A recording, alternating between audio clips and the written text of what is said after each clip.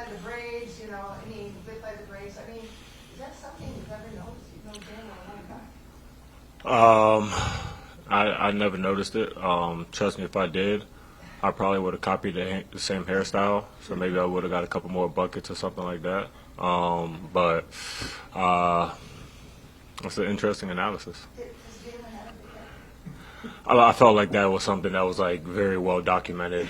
So, you know, I don't think that was any shocker when he said that one.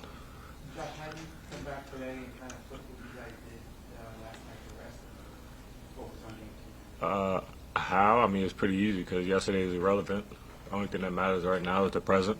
We got to make sure we're focused, have a good attention to detail, make sure we're prepared for tomorrow.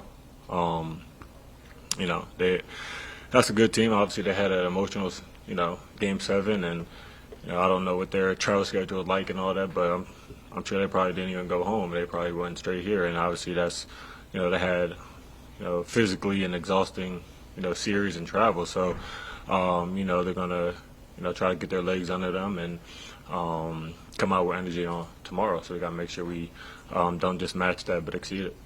Josh, you guys, especially even off the ball, it's really shown in the last few games, especially. Your guys' off-ball communication on offense has been like really seamless. Just you set the screen, audibling on who's setting the screen, that kind of stuff. How did you guys get to that point to where it just seems like such a flow state off the ball? Yeah, I think part of it is, being more and more familiar with the offense and what we're trying to attack offensively. Obviously, Cat's been playing very well. Using him as a hub has been a big part of that. And then after that is, making reads. We have, few plays, but a lot of reads in those plays. And, we're able to read each other's body movement, those kind of things, and able to, adjust accordingly. And I just think it took time to do that. And I just think, we're in a good little groove of that right now. Is it purely just like in-game reps and you guys are doing a lot and you're there, or is there something you feel like you guys are doing? No, I mean, obviously in-game reps, but, it's stuff that we walk through all the time, especially this late into the season. You can't go, that hard in these practices and that, but you got to make sure you're there mentally. And I think we're there mentally. We're able to walk through and see the different looks, the different reads of some of these cuts and some of these plays, and we're able to be locked in and focused and, make those reads.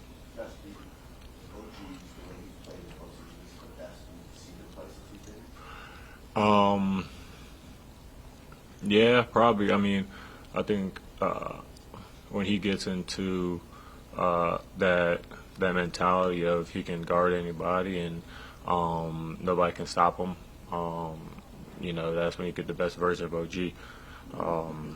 The first time I saw that, I think it was we played Miami. I think it was last year, and he, guarded Tyler Hero every possession, got huge stops down the stretch offensively, took the game over.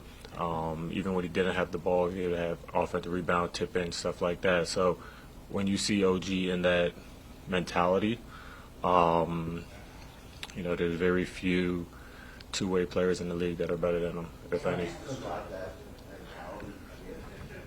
I don't. You got to ask OG that. I'm not an OG. Yeah, I'm not in OG's head, man. So you got to ask him that one. Josh, the job that Carol and Bruce did on Max yesterday, I guess you guys are whole, but how big is that academy sort of upside? That was huge. Both of those guys obviously are blessed enough athletically to be able to keep up with them, use their physicality, use their length to their advantage. Maxie obviously is the offensive to himself, being able to break out in transition. He's tough to guard off those handoff and ball screen. So they did an amazing job on him, and we just got to continue it. The shoes that Mike had to fill stepping into the tall, obviously taking you guys to the Eastern Conference Finals, but it seemed like there was a lot of uncertainty when he took the job as to what direction the team was going to go on both sides of the floor. Can you talk about maybe what you learned about him as a coach, how he was able to kind of steer the ship for you guys over him? Yeah, he he doesn't listen to the outside noise and doesn't let that affect him. And he's focused every day of how he can come in and make this team better. He listens to his coaches and listens to us with our feedback and what we have to say, and he'll ask us questions and stuff like that. So I think it's just a good line of communication with everyone, within the organization. Obviously him at the helm, of how we can make this team be the best we can be. And he's doing an amazing job. With that outside noise, you guys are the favorites. You've been the favorites for a lot of the year. I know you don't talk about that, you don't care about that, but internally, what do you talk about as far as just, we're not a better team than this. We have all-stars, we have all our guys back from last year. What do you make of what the chance you do have with the team that's made here? That stuff doesn't matter. Philly, Boston was a favorite last series, and they came back 3-1. You know what I mean? So, being the favorite means literally nothing. Every game you have to come in with a focus and attention to detail. And if you don't do that, you can lose to anybody in this league. If you do that, we feel like we can beat anybody. But it's that mentality that you have to go out there and be present, every single day, not worried about the past because that's irrelevant, not worried about what the future holds because you have no idea. It's about us being in the present, so we don't really care too much about being favorite or all-stars, all-NBA and all that, because at the end of the day, none of that really matters. And none of that matters if you win. No one remembers, the leading scorer or how many all-stars you had or how many NBA, all-NBAs. They remember that you being a champion, and that's obviously the goal. Last one, guys. What's your thoughts on knowing that everyone that's being called to come off the bench is playing at a high level? Obviously it gives you tremendous confidence in terms of, for me, y'all know me, man. I want to be out there every second, that I can.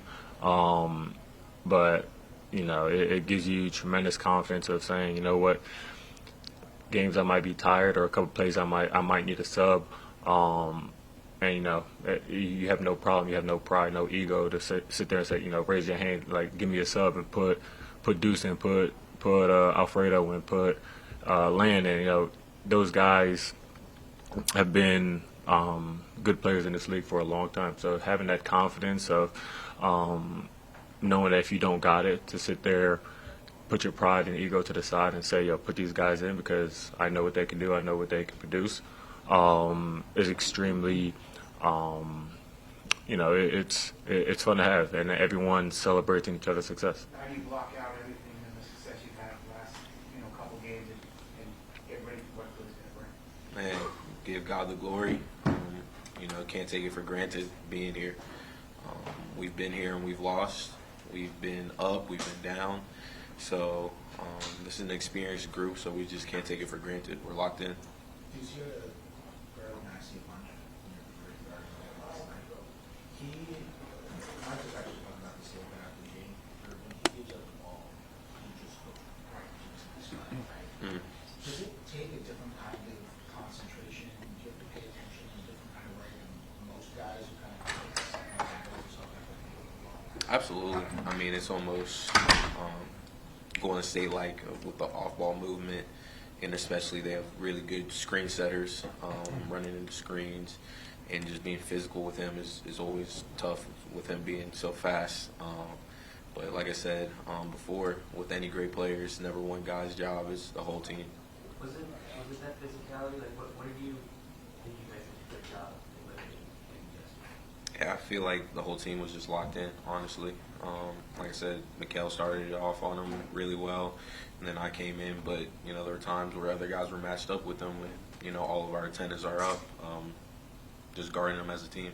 They mentioned your physicality, that it was better than theirs was. Where do you guys get that from? Because you guys aren't really big. A couple of Josh is probably going to size his position, and Jalen's not big. How do you guys out-muscle teams at your size? It's a mindset, I think. Our bigs, they definitely do start at guys like Mitch and Cat, OG, and then it kind of just carries down because that's how our identity as a team is to be physical, to be tough, and to get the job done. You guys obviously can't provide this from the defense you wanted to go at from the beginning. Last play of the first half, Porty was going up to set screen for Jalen, like around the right side, and you're on the he was on the left block, right block, you're on the left block, and then they pre-switched and they Right. off of Porty and onto you. Right. So then you kind of curve around the elbow and goes there again, they pre-switched again. Yeah. Can you explain in those moments, like, what is your guys' communication like in the back line there? Like, who's saying out for you, like, come back? Who's saying to you, go? Is there as much talking as I think there is? Like, I mean, a lot of it's just reading and reacting. They're a team that presents a lot of problems, but for us to combat that, we have to be prepared. So it's more of preparation before the game, talking, understanding that this is what they like to do. They sometimes get into zone, they get into all different types of stuff. So just being locked in before. The physicality.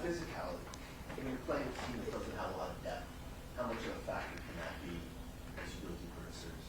Yeah, I mean, it can definitely play a part if you're being realistic. I mean, when you have more guys running them, being physical can definitely play a big factor.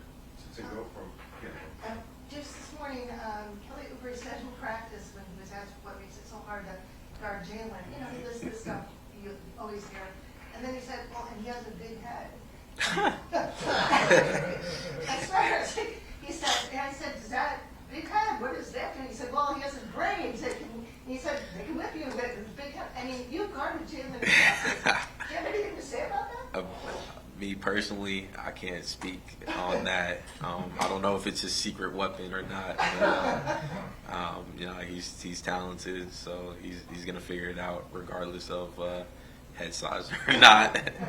you guys obviously last year get to the conference finals with Tibbs. There's a change that's made, and there's a lot of uncertainty going forward. At least at that point about Mike and whether or not he can get you guys back to this point. Just what have you learned about Mike Brown as a coach from the day that he got here to now in terms of how he adjusts under pressure, how he kind of leading you guys to where it is that you guys want to go? I would say mainly what I've learned from Mike is just he's willing to really push us, and have us hold each other more accountable in a sense. I feel like he's leaned a lot on his coaching staff. We have a lot of coaches, a lot of guys helping us in different ways. So, he's done a great job, and as well as the whole staff. Since you were very real when you guys were down 2-1 against them, you said, backs against the wall, we got to really focus. Did that kind of put something in the team's mind to get back to, or to wake up and say, this is how we have to play? I would say every game I feel like that, and I think our team feels like that. I think when you haven't won a championship before, your back should always be against the wall. You should always have the mindset to fight out of everything, because what have you done, up until the point you can feel good about what going up 1-0. That's not our goal. You mentioned not being able to take this for granted. You guys ever talk about that? Good times or bad, it's rare to have a team that's got 5 stars back, 2 all-stars, most of their bench guys, that you may never plan a team that's set up better than this to win? There's a lot of different factors when it comes to that, but, we're taking it one day at a time, and we can't get ahead of ourselves. It's good to have those guys, to have that continuity back from last year and, years past, but at the end of the day, it's about looking at the moment right now and dealing with what's right in front of you. This 4-game stretch, you guys have been kind of setting playoff records. The Players have never won 3 straight games, like 25 or more. Can you kind of put into words like where this came from?